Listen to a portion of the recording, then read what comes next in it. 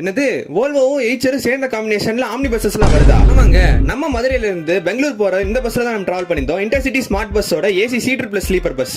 இது பாத்தீங்கன்னா வோல்வோ எய்ச்சர் காம்பினேஷன்ல வந்திருக்க ஒரு புது பஸ். இந்த பஸ் நைட் 9:20க்கு மாட்டுத்தாவணி பஸ் ஸ்டாண்ட்ல இருந்து கிளம்புங்க. சரி, நான் ஒரு 8 மணிக்கெல்லாம் போயிட்டு பெர்மிஷன்லாம் கேட்டு நம்ம vlog ஸ்டார்ட் பண்ணிட்டோம். பஸ்ஸோட எக்ஸ்டீரியர் ஷாட், இன்டீரியர் ஷாட் எல்லாமே எடுத்தோம். எல்லாமே புதுசா பார்க்கிறதுக்கு செமையா இருந்துச்சு. பஸ் ரொம்ப பிரம்மாண்டமா இருந்துச்சு. இந்த பஸ் ஒரு ஃபுல்லி ஏசி பஸ். உங்களுக்கு ஸ்லீப்பர் ஆப்ஷனும் இருக்கும், அதே மாதிரி சீட்டர் ஆப்ஷனும் இருக்கும். அது போக பாத்தீங்கன்னா பஸ்ல முக்கியமான ஒரு விஷயம், ஒரு பாத்ரூம் இருக்குதுங்க. பஸ்ஸோட ஃப்ரண்ட்ல பாத்தீங்கன்னா பேசஞ்சர்ஸோட வசதிக்காக ஒரு டாய்லெட்டே வச்சிருக்காங்க.